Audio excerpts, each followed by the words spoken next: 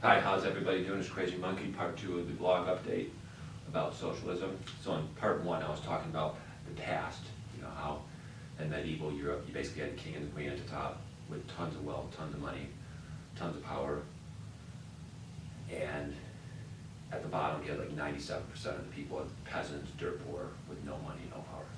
And that's how the system was on this planet for thousands of years, all right? Going way, way back, and then during the Renaissance, things started to change. We started developing the middle class. 1776, here in America, the revolution. The middle class got bigger and bigger, and the middle class probably peaked in, say, the 1950s, 1960s here in America, and in Western Europe, it probably peaked in the 50s and 60s, right? Now, what is our society like today, right? In Europe, Australia, Canada, America. Well, we are becoming much more third world. Look at the house prices. You go to all these Western cities now, and you got average house in $1 million. Sydney, Australia, Vancouver, Canada, Toronto, Canada, London, Paris, Amsterdam. Here in America, you go to New York, you go to Seattle, San Francisco, San Jose, LA. You go to all these cities now, and the prices are like $1 million for an entry-level house. And then there's more and more cities where the prices are skyrocketing. It used to be Denver was totally affordable. You could get a house for like dirt cheap. Portland, Oregon used to be dirt cheap, and now those two cities are getting really expensive. So more and more cities are getting expensive, and fewer cities are cheap. Why is this happening? Because they're flooding massive, massive out-of-control immigration into the West. They're flooding foreign capital. These are filthy rich foreign investors buying houses in the West. That's causing prices to skyrocket. They're flooding H-1B visa immigration into the West, and that's causing house prices to skyrocket. And what does that do to the West? Well, it turns us third world, because if you live in a city where the average house is $1 million, you're gonna have to work like 80 hours a week to pay the mortgage payment. And then you're gonna have this tiny little entry-level home that's not even that nice. It's like 1,200 square feet for $1 million. It's not even a nice house, and you're gonna be working 80 hours a week to pay the mortgage payment, and your wife is gonna be working 80 hours a week to pay the mortgage payment. That's third world. That's what third world is. And then if you're single and you're working 40, 50 hours a week, you're gonna be living in a micro studio. All right, that's the future for us. All right, and why is it happening? It's happening because of all the socialist system politics. It's all the socialist system that's doing this. Zone restrictions, that's big government, that's socialism. That makes the house prices skyrocket. Mass immigration, that's big government socialism. That's making house prices skyrocket. All right, then they have a massive welfare state. That makes wages go down. That makes wages go down because then companies pay people less, and then wages go down. You have mass immigration into the country. That causes wages to go down. Companies pay people less, wages go down. Construction industry. Those used to be great blue-collar jobs where a construction worker would make good money and have a house. Now construction worker jobs are mostly illegal aliens, and the wages have collapsed in the construction industry. The wages have collapsed.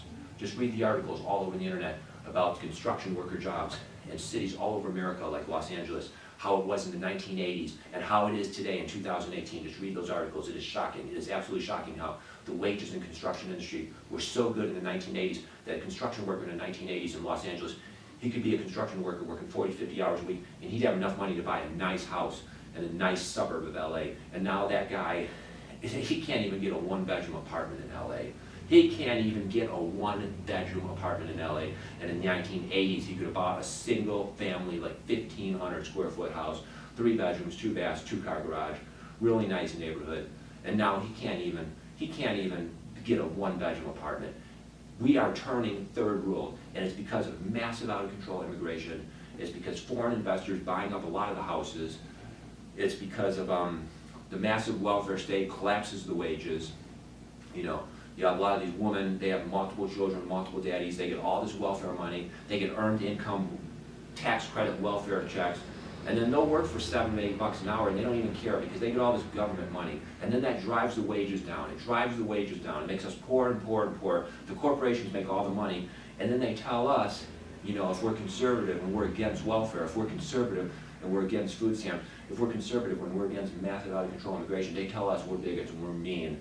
And they're the nice people, they're the nice liberals because they support welfare for the poor and food stamps for the poor, and they support mass immigration to help the poor. And it's all fucking bullshit to make us poor. It's all bullshit to make all of us poor. That's their system. And then they, the liberal elites at the top, they're gonna become billionaires, and then all of us people at the bottom, we're gonna become dirt poor slaves, living in micro studios. That's their system. They wanna make city after city all over the West with astronomical house prices. So you can't afford a house, so you have to live in a micro studio, and you're dirt poor, working 50 hours a week, living in a micro studio. That's their system, that's what they wanna do. And then these socialist elites at the top, these tech CEOs, these tech CEOs, these tech CEOs, and these politicians, especially the Democrat socialist ones, but the Republicanos, or the Republicans, they're almost just as bad. They're almost just as bad, most of them anyway, are just as bad as the Democrat socialists. And they want to get filthy rich.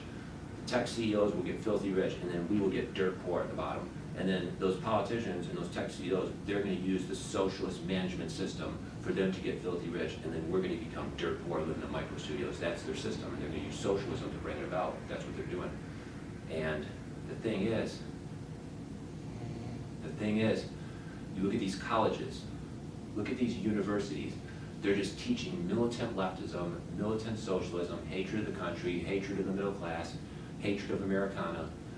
And these people go to these colleges, they get out of these colleges, they get into these tech jobs, they get into these professional jobs, and it's like a machine to create socialists. It's like a machine to create Democrat socialists. That's what they're doing.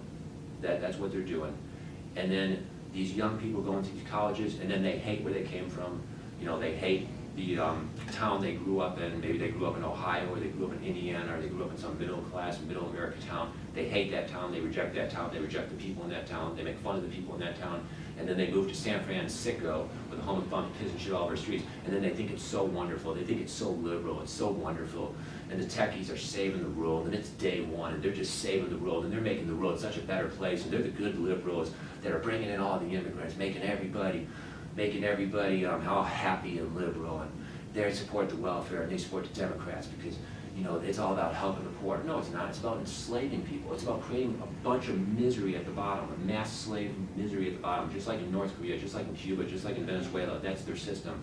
And then they get filthy rich, and then everybody else becomes a slave.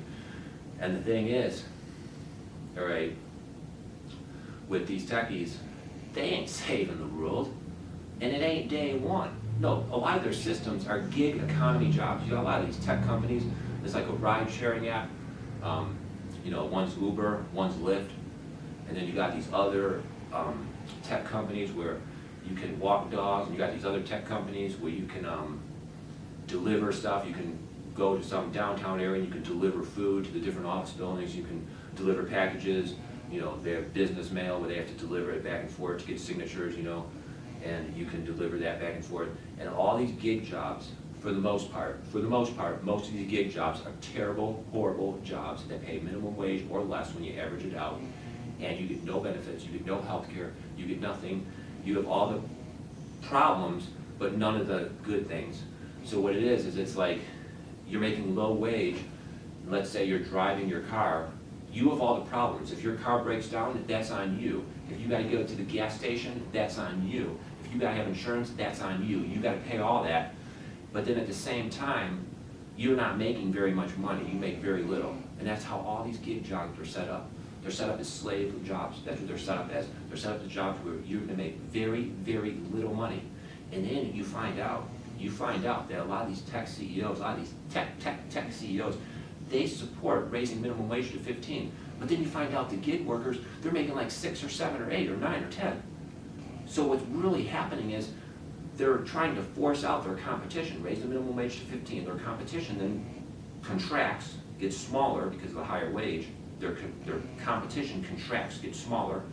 And then the gig jobs get more and more and more because the wages are way, way lower. So then those jobs grow because the prices they charge in the gig jobs are much, much lower. So then those jobs get bigger and bigger and bigger.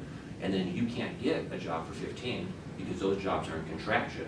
And then you have to go into the gig economy getting just terrible, horrible jobs for terrible, horrible wages.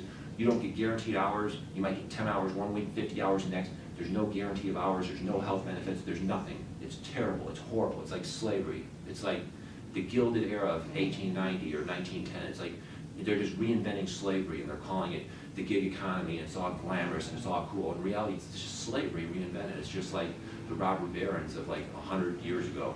That's what it is. It's just, that's what it is. That's exactly what it is. These techies aren't saving the world. They're making it worse. They're just turning more and more people into slaves, low-wage slaves, making ultra-low money. And then you find out a lot of these techies, they'll support guaranteed income. Well, of course they support guaranteed income, because a lot of these gig workers for these tech companies, they're making such little money they can barely survive. So they need to have like a $500 guaranteed income just so they can get food. But the thing is, who's going to pay that money? It's going to be the middle class. The middle class are going to pay higher taxes so those gig workers can basically survive. But then the tech CEOs at the top and the techies at the top, they're going to make all the profit.